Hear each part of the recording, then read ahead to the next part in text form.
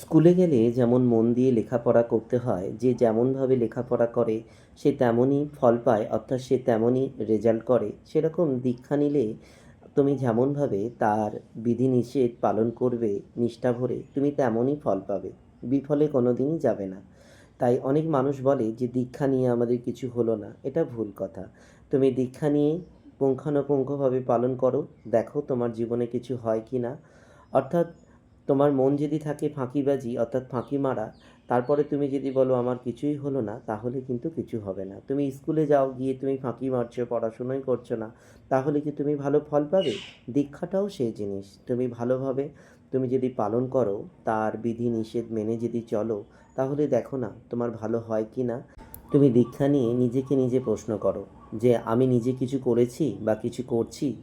তুমি কিছুই করনি। যদি করে থাকো তাহলে তোমার হবেই। দেখো তুমি তোমার প্রশ্ন তুমি পাবে। তাই বৃথা দীক্ষা নিয়ে ভুল প্রচার করো না যে আমার জীবনে কিছু হলো না। তোমার প্রশ্ন উত্তর তোমার কাছেই আছে। এইভাবেই নিজেকে গড়ে